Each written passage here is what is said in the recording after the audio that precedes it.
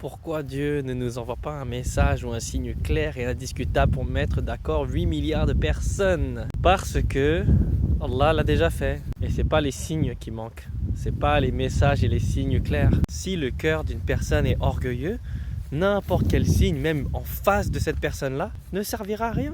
Cette personne décidera de ne pas croire.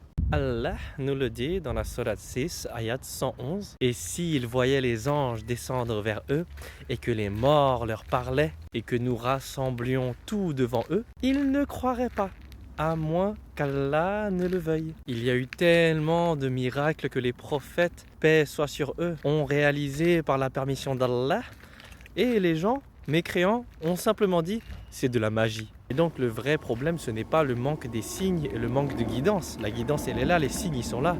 On a le Coran qui est là. Il y a des gens qui ont vécu au temps des prophètes, qui ont parlé aux prophètes et qui ont décidé de ne pas croire. Le vrai problème, c'est le cœur orgueilleux qui refuse de se soumettre à la vérité. Allah le veut, il pourrait te montrer le plus grand signe dans ta chambre maintenant même. Le signe le plus clair, indiscutable, comme tu le dis dans le commentaire. Il y a des fortes probabilités que tu ne vas pas croire. Tu vas préférer douter de ta santé mentale et te dire « Oh, je suis fou !» plutôt que de croire. Ou par orgueil, par peur du jugement des autres, du regard des autres. Parce que se convertir, ça voudrait dire admettre que tu as eu tort toute ta vie.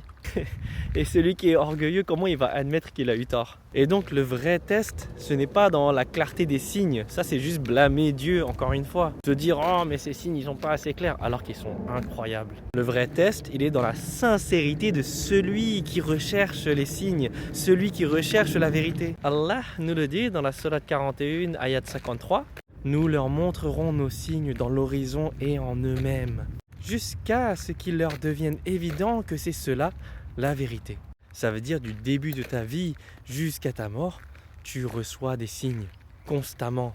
Et soit ça devient évident pendant que tu es vivant, soit ça deviendra évident lorsque tu seras mort. Allah, il a envoyé des signes extrêmement clairs, des miracles visibles, des prophètes pour faire passer le message, des livres sacrés, des preuves rationnelles, émotionnelles, spirituelles et même des preuves scientifiques pour ceux qui cherchent. C'est pour ça qu'Allah nous le dit, c'est une religion pour les gens qui réfléchissent. L'islam, ce n'est pas une religion où on croit aveuglément. C'est une religion où Allah nous demande de réfléchir, de nous éduquer, de méditer, de faire nos recherches. Notre foi, en tant que musulman, elle n'est pas émotionnelle. Elle est à travers la conviction. On est certain parce qu'on a fait nos recherches, parce qu'on a étudié la religion, parce qu'on a réfléchi. Et normalement, plus on comprend, plus on devient humble. Parce qu'on se rend compte qu'Allah est le Tout-Puissant. Et que nous, on n'est rien. Pour Allah, ça ne change rien qu'on croit ou qu'on ne croit pas. Mais pour nous, ça change tout. Nous sommes dépendants d'Allah. On est dépendants de Dieu, de notre Créateur. C'est juste qu'il y en a qui vont l'admettre et d'autres qui ne vont pas l'admettre.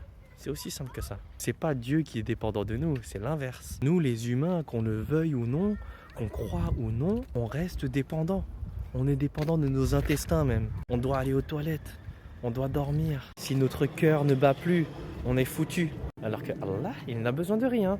Il ne dépend de rien. Et même cette vidéo, ça peut être un signe pour toi. Ça peut être un message. Mais c'est à toi de voir si tu veux choisir de rester dans l'orgueil ou si tu veux chercher la vérité sincèrement. Même si ça prend du temps, au moins tu commences. Commence à rechercher avec un cœur sincère, à t'éduquer. Enfin voilà, qu'Allah nous facilite dans nos épreuves.